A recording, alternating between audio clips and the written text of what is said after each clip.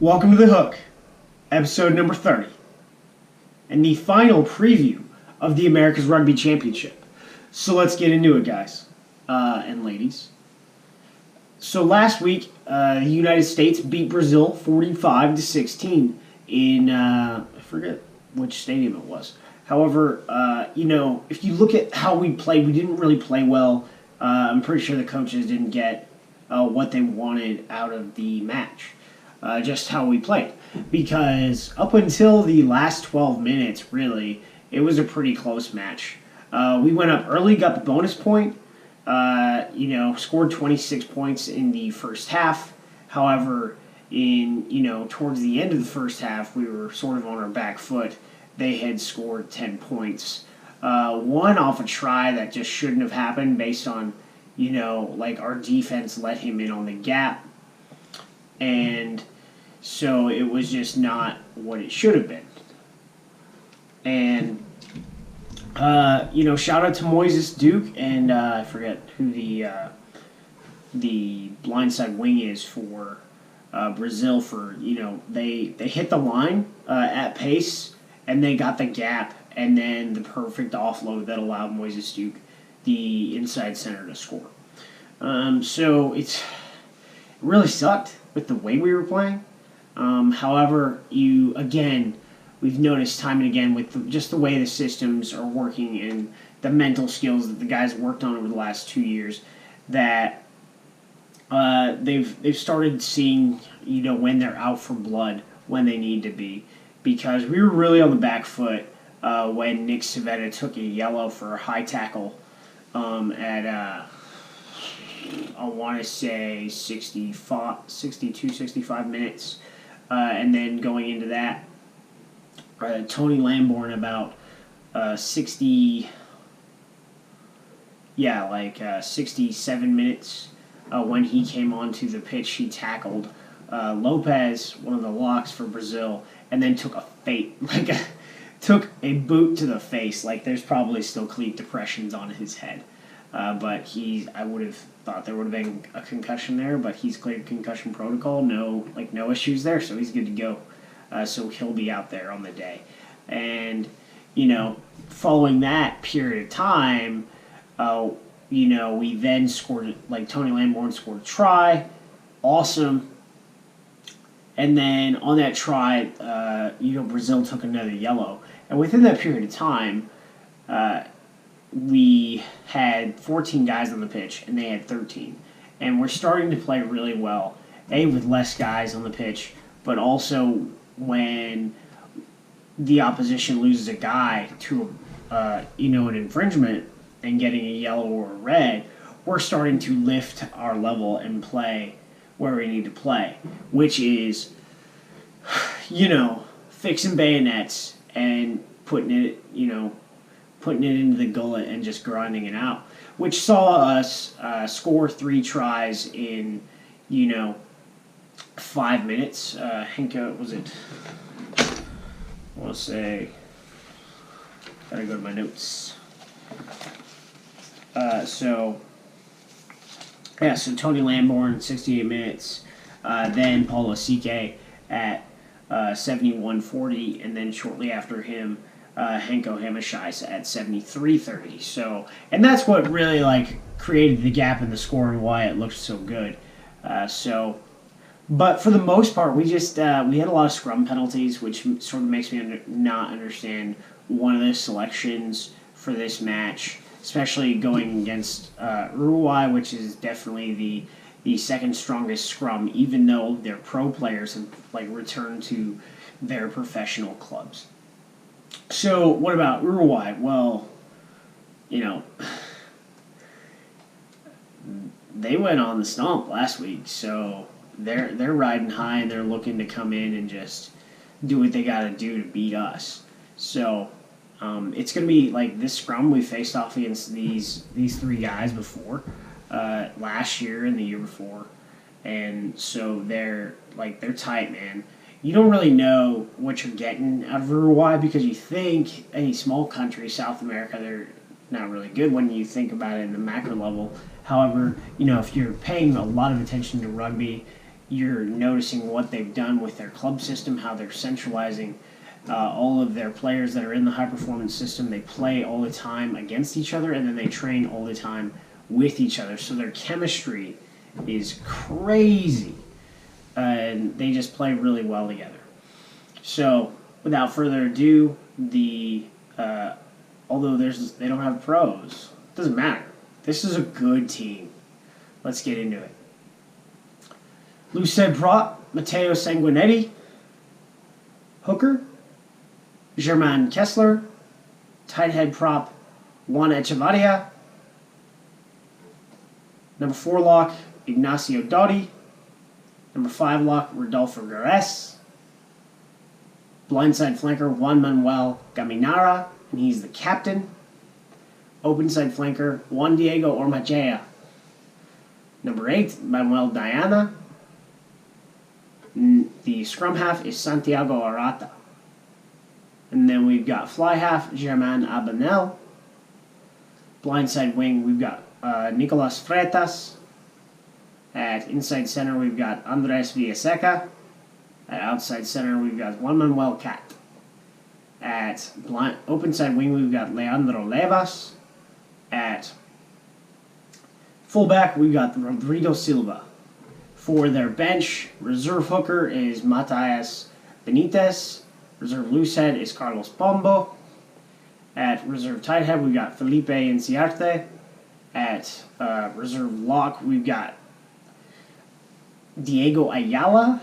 At reserve flank, we've got Diego Mano. And then for reserve scrum half, we've got Joaquin Prada. And then Tomas Inciarte and Gaston Mieres to finish out their bench. Like I said, really tough side, so let's get into it, and I'll break some of this down overall. Nick Civetta is unavailable. He received a yellow card, and for that purpose, I think he's been cited 2 matches. No, just got an update. Nick's citing suspension is for 3 weeks, so he will be out this match and then 2 more matches that he can be eligible selected for from either Newcastle or Doncaster. So that leaves us, I mean, it really doesn't matter that much because it's the last match. It matters because we really needed his experience and his leadership. However, I think the locks that are there are going to be able to do what they need to do. Again, it sucks, but when you have a high tackle like that, it gets there.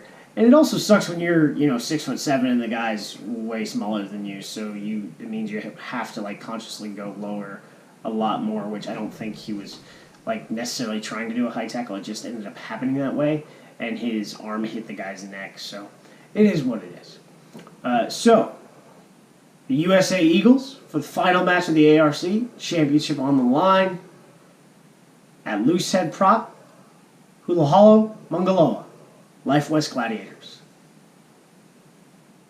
At hooker, Dylan Fawcett, The Butcher, Old Blue New York. And soon to be Rugby United New York. Tight head prop, Chris Bowman, Leicester Tigers. Number 4 lock, Brendan Daly, San Francisco Golden Gate. Number 5 lock, Ben Landry, Glendale Raptors. Number 6,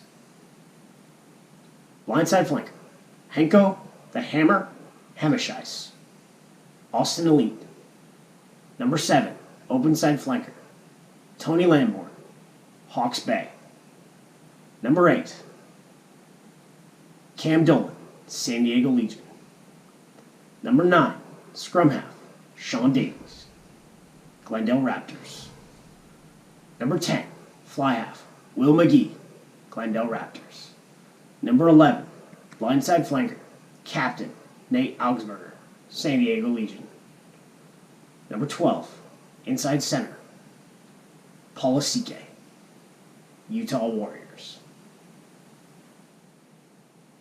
Number 13, outside center, Bryce Campbell, Glendale Raptors. Number 14, open side wing, Mikey Teo, San Diego Legion. Number 15, fullback, Dylan Owdsley, San Diego Legion. The reserves, at reserve hooker, Peter Malcolm, Austin Elite.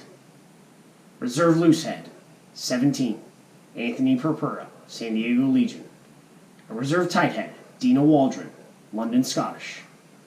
At reserve lock, number 18, Matt Jensen, Utah Warriors.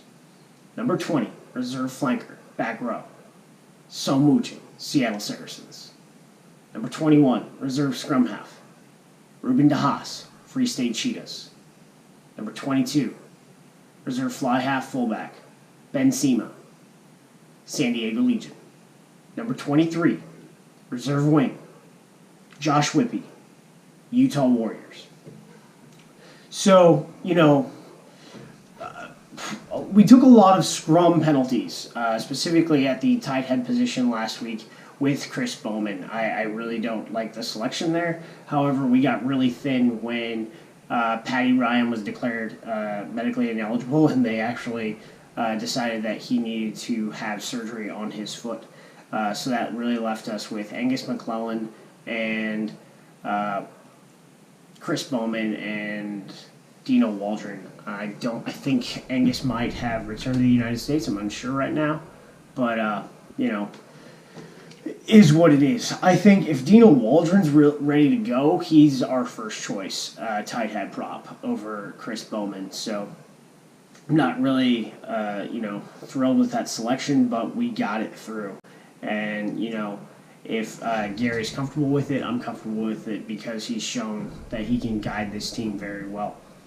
And I'm very sure with the way he's used subs that the Eagles will, prevail, and that if Chris Bowman's having trouble, Dino Waldron will play the majority of the game rather than coming off the bench as an impact sub. So the scrum is, the front row is really where we're going to need to pay a lot of attention and get where we're going. I think in the, the second row and the back row, we're very strong and we're very athletic and much more athletic than Uruguay is. Even though it's going to be Brendan Daly's second cap and his first start, I think it's just he's going to be good to go. No issues there. Would have liked to see Matt Jensen start with Ben Landry playing 4, but I think what we might see here is Ben Landry moving out to 6, and when Matt Jensen comes in, and then Son Wooching will probably slot in at 7 for Tony Lamborn. I think that's what's going to happen. I'm not sure, but as far as the second row and the back row is, I think we've got complete overmatch. The interesting stuff is just this front row, I think, for Uruguay has 40 caps across it, and ours has much less. So I think Hulo Holo has proved himself as the number 2 option behind T. Lamosatelli for the loose head prop position based on who he's played against. Dylan Fawcett, man. Hooker is now such a depth position. I'm very happy about that. So you couldn't... It's so hard to choose right now between Peter Malcolm and Dylan Fawcett and, James Hildebrand. So we have 3 number 2... we have basically, 3 first choice options that we can slot in behind Joe Tafate if need be. And so tight head prop has been an issue for us, which was why I was so happy with how Dino Waldron has played. Moving on, Shaun Davies. I'm loving this hinge combination right now because there's just so much chemistry going on between Shaun Davies and Will McGee. But really, looking at Shaun Davies' ball delivery last week was extremely important, and it was fast. It was script. It was got 2 guys at pace, which was awesome. Will McGee, he's just strong and steady. I like how he's pushing the ball back. The interesting move is with Josh Whippy going to the bench, we have Mike Teo coming up to 14 from fullback. with Nate Augsburger sliding over to the blindside wing position. And that pushes Dylan Owdsley to the fullback position, which I like his overall ball skills, his awareness. I just really like him in the centers, to be honest. But we're going to see how this pairing combination is. I want to see the distribution from Lasike to Campbell, because if there can be really good ball distribution here, because the chemistry between Bryce Campbell and Dylan Owdsley was amazing.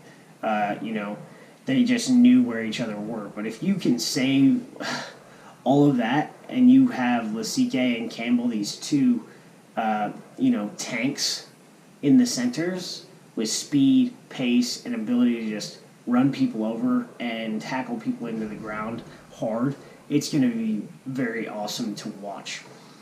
So, and again, this bench is just designed to lift. So I'm really good with overall how this roster is shaped. So right now, to go over the last two times we played Uruguay, the last time we played at Churrua was in 2016. We lost to Uruguay 29-25.